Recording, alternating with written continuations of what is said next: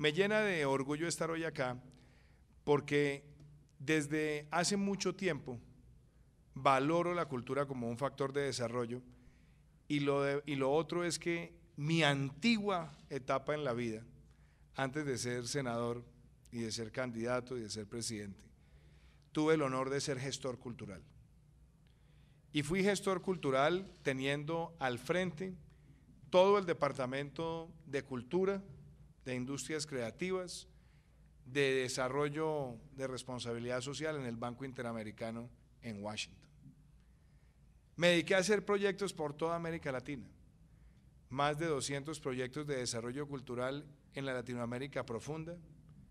Me dediqué a trabajar con gestores que iban desde la Bota Caucana con un taller que se llamaba La Tortuga Triste, hasta ver proyectos en San Salvador de recuperación de jóvenes de las maras a través de la cultura.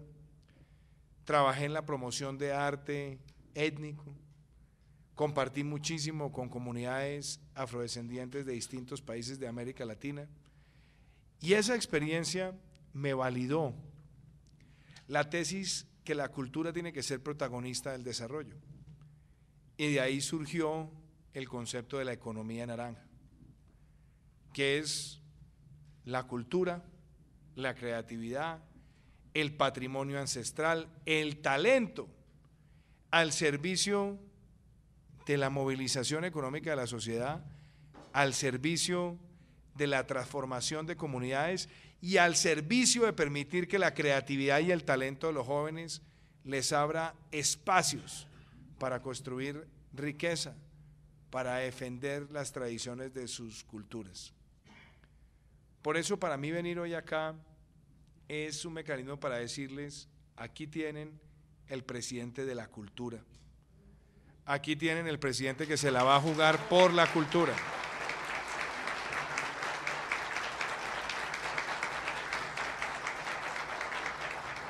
Y quiero que la cultura sea protagonista de nuestro gobierno. ¿Cómo se expresa eso? ¿Cómo se desagrega eso? Y yo tengo que hacer referencia a 2 o 3 episodios de la historia que para mí muestran el impacto que tiene la cultura en el desarrollo. José Saramago, cuando ganó el Premio Nobel de Literatura, hizo un discurso muy sentido, muy emocional. Y él decía que el hombre que le enseñó a querer las letras era un analfabeto, que era su abuelo, que lo llevaba a la biblioteca pública del pueblo mientras él se dedicaba al trabajo en el campo del Portugal rural.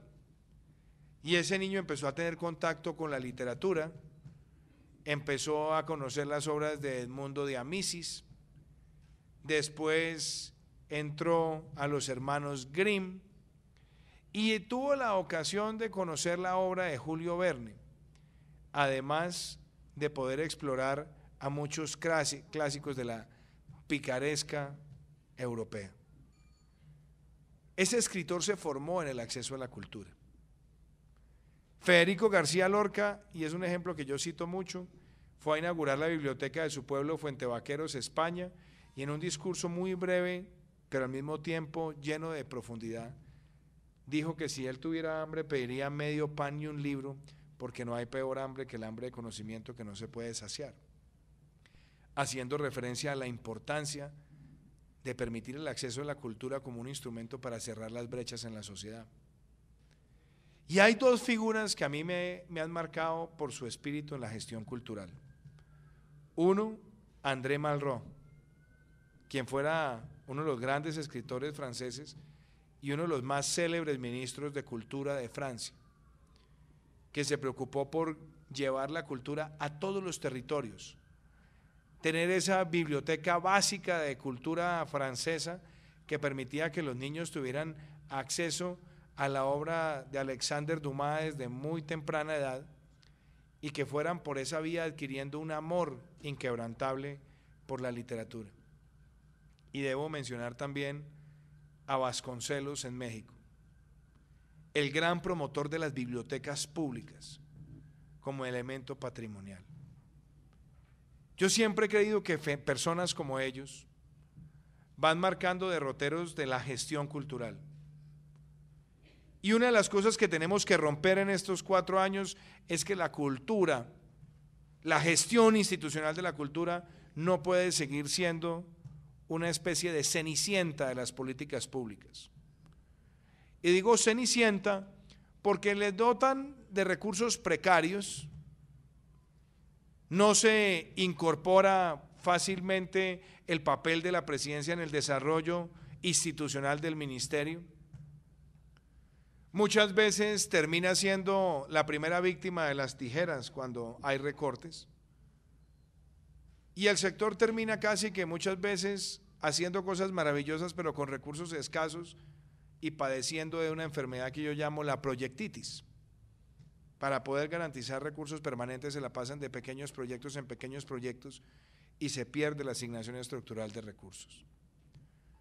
Por eso quiero que en este gobierno el Ministerio de Cultura se fortalezca, tenga mejores herramientas financieras, tenga mejores herramientas de coordinación con otros ministerios, adquiera un protagonismo y entendamos que lo que hay detrás de este sector es, por un lado, el mejor antídoto contra la violencia, por otro lado, la mejor forma de reconocer los territorios, por otro lado, la mejor manera de promover el talento y la creatividad, y por otro lado, encontrar el más importante motor de innovación que tenemos en nuestro país, que es ese matrimonio entre la cultura y la industria cultural, donde nosotros tenemos, en ese contexto de lo que yo he llamado la economía naranja, 4 grandes bloques.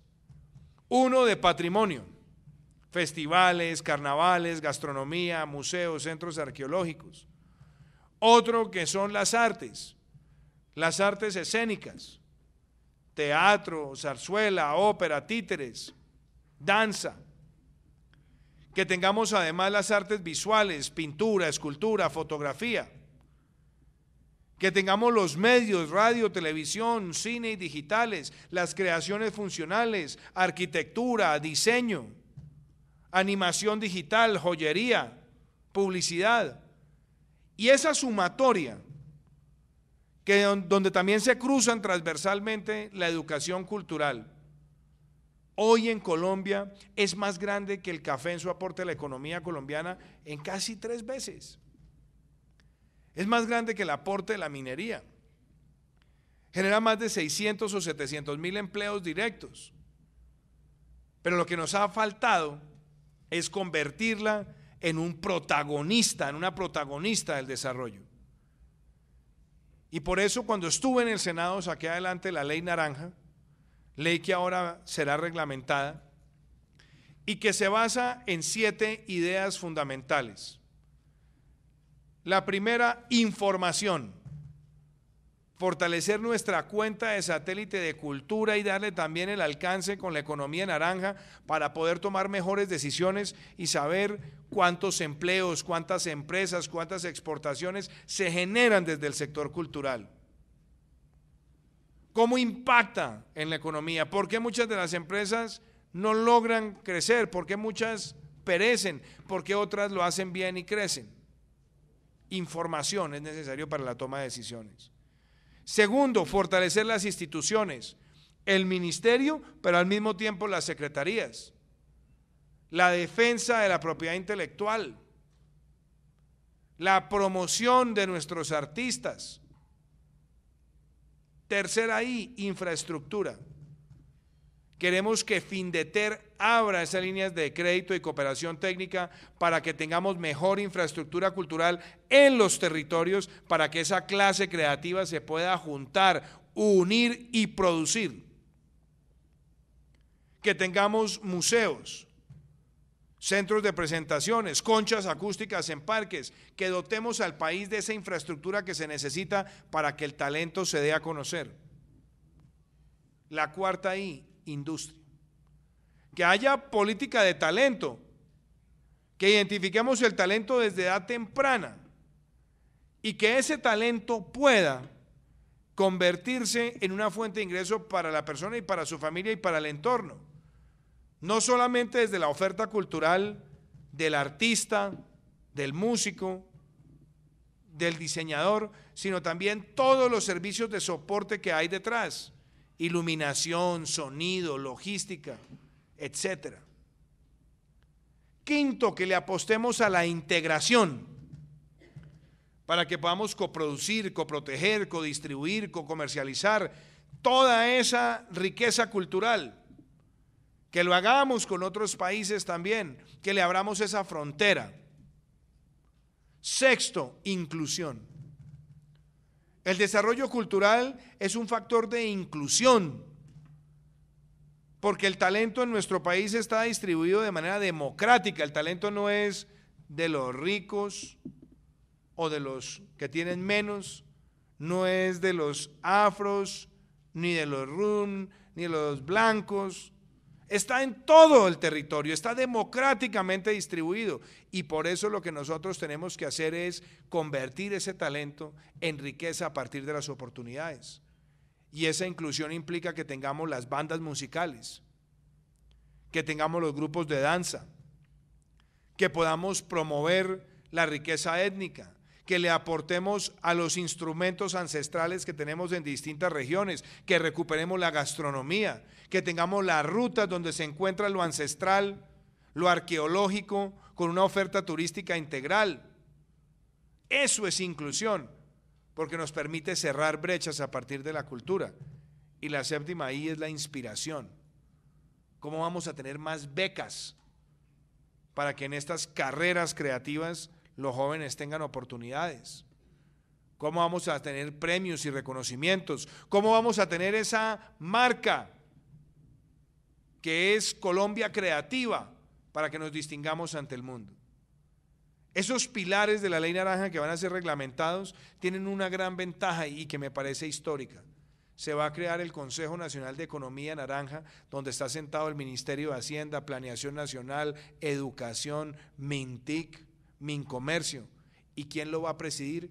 El Ministerio de Cultura, para que desde la cultura se pueda hacer una planeación de impacto en el desarrollo y no quede relegada en el protagonismo que le corresponde para la transformación social de Colombia.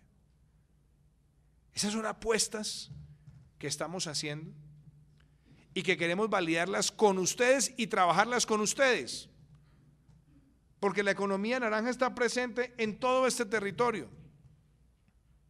Saludaba al secretario de Florencia. Tenemos la riqueza del río Hacha, tenemos la riqueza transformadora del Arazá, danzas típicas de esa puerta de oro a la Amazonía, que tenemos que darla a conocer, y por eso es tan importante el feliz matrimonio entre el turismo y la cultura y la economía naranja para hacer transformaciones. Saludaba también a las personas del Huila, a los secretarios. ¿Cómo se puede ver el bambuco? ¿Cómo se puede apreciar el desierto de la Tatacoa, la gastronomía ancestral? ¿Cómo se pueden ver las rutas religiosas? ¿Cómo se puede aprovechar las tradiciones que hay en Garzón, en Pitalito, en Paicol, en Gigante? Todas esperando una recuperación. El caso del Chocó, donde tenemos no solamente ritmos ancestrales, sino una gastronomía que Colombia tiene que conocer. Lo miraba saludando también a los miembros de San Andrés y Providencia que están hoy acá, cómo esa cultura raizal tenemos que preservarla y preservar la arquitectura tradicional. Saludaba a la Secretaría de Cultura de Bogotá y se da uno cuenta lo que aquí se está haciendo en materia de festivales y cómo la ciudad de Bogotá ha sido catalogada como ciudad creativa de la música. Cómo tenemos un Monpós reconocido como Patrimonio de la Humanidad y cada vez se va posicionando con festivales y al mismo tiempo con una oferta turística que está dejando recursos y está generando empleo. Lo miraba, por ejemplo, con las personas que saludé de Caldas, donde vemos el carnaval de Río Sucio como un potencial que debería conocer el mundo. Veo también, cuando saludaba a las personas del Quindío, esa conexión tan interesante que hay entre esas tradiciones quimbayas que no se pueden perder y al mismo tiempo la riqueza del Cocora, con una posibilidad donde el turismo enriquece los sectores.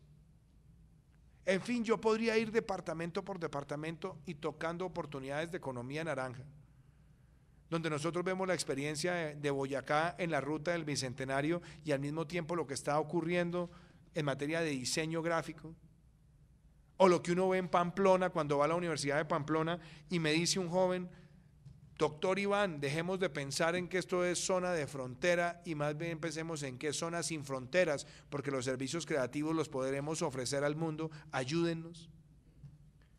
En fin, son tantas y tantas las posibilidades que lo que nosotros necesitamos es orientar bien los recursos y orientar bien la articulación. Que nosotros permitamos que el sector privado sea patrocinador, creando además el contexto y el símbolo de la responsabilidad cultural empresarial. Que nosotros podamos tener recursos del sistema general de regalías en el componente de ciencia y tecnología e innovación, también entendiendo que desde la cultura se hace innovación y se hace también cosas de tecnología amarrándola con la oferta cultural. Que podamos nosotros habilitar que haya empresas nacientes que se den a conocer en el mundo y que ProColombia empiece también a ofertar ese talento. Y por eso hoy quería anunciarles que con Bancoldex se va a abrir una línea de crédito de 130.000 millones de pesos para todos los emprendedores naranja y emprendedores culturales de Colombia, para que puedan acceder a recursos con mejores tasas y plazos y convertir de su talento una oportunidad de generación de empleo en los territorios de Colombia. Esa es una gran decisión que hemos tomado. También me complace que ProColombia va a abrir la línea de promoción. Y me complace también decirles a ustedes que con la ministra Carmen Vázquez vamos a dedicarnos a mejorar la capacidad presupuestal del ministerio y a trabajar con los entes territoriales en elementos de par y paso.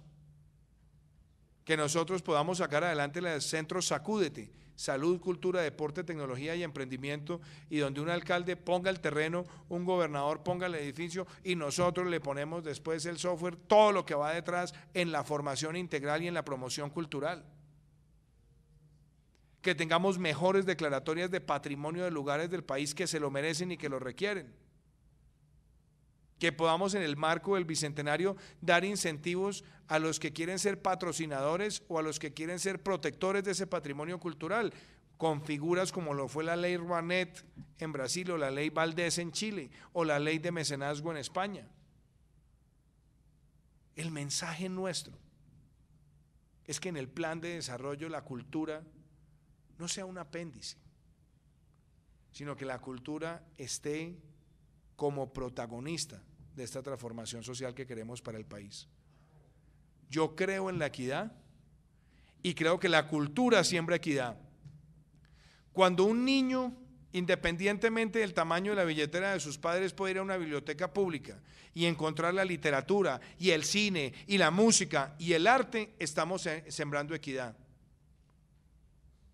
Cuando un niño que tiene talento para el joropo puede hacer de su talento una fuente de progreso, sin tener que depender de los realities como La Voz Kids, que son muy buenos, pero que no tenga que depender el talento solamente de esos espacios, sino que lo reconozcamos desde temprano, les podamos ayudar con los uniformes, podamos además promover ese talento, como lo ha hecho por ejemplo en Brasil con el apoyo de Petrobras, una compañía como Galpao Aplauso, que así lo podamos hacer con nuestras compañías de danza y teatro. Eso hace la diferencia, apreciados secretarios y secretarias. Yo venía hoy a decirles, a transmitirles ese mensaje. Protagonismo en el plan de desarrollo, a pesar de las dificultades fiscales, buscarle más recursos al ministerio, y casi que me voy a poner en la tarea personal de que no terminaré mi gobierno sin haberlo dejado para el Ministerio de Cultura de manera sostenible el presupuesto más alto que haya tenido el ministerio en su historia.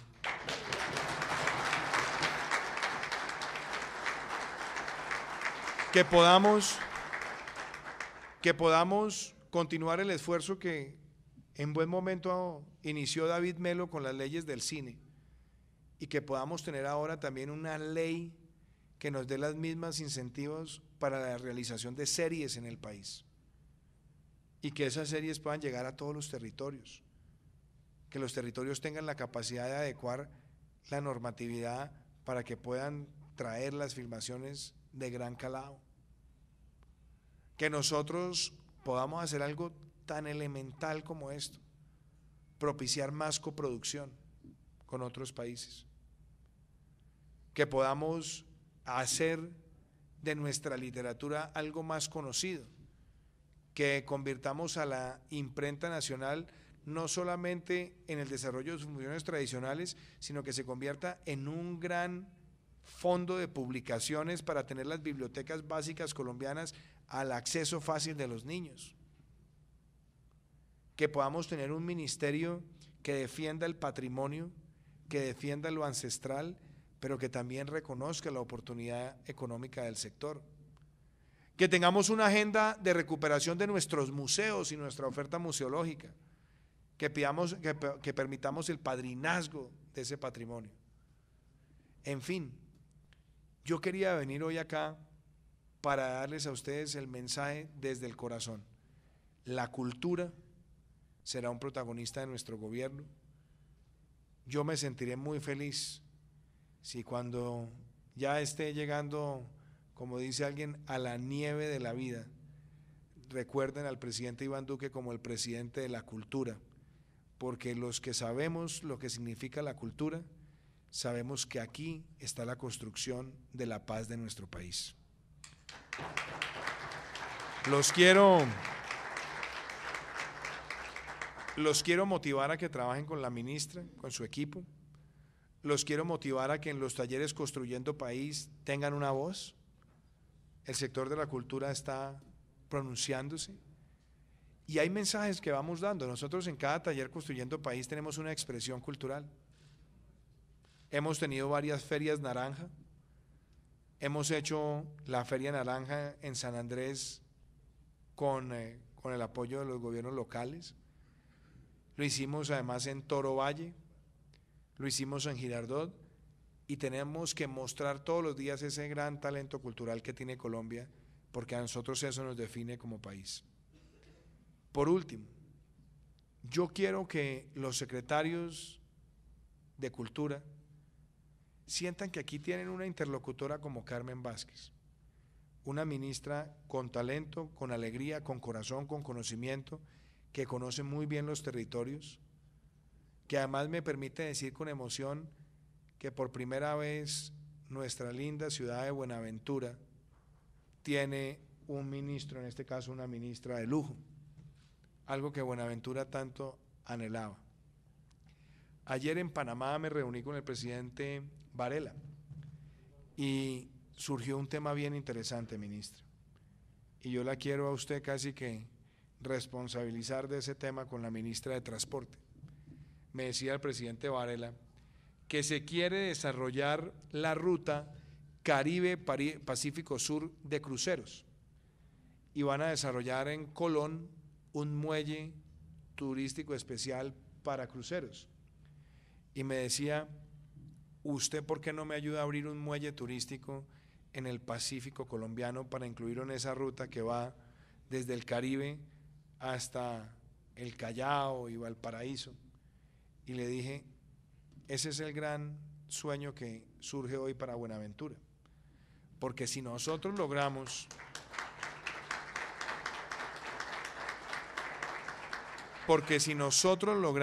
habilitar un muelle turístico para esa ruta en Buenaventura, es la oportunidad para las artesanías, es la oportunidad para la gastronomía, es la oportunidad para que otros lugares del Pacífico puedan aprovechar esa ventana y dársela al mundo.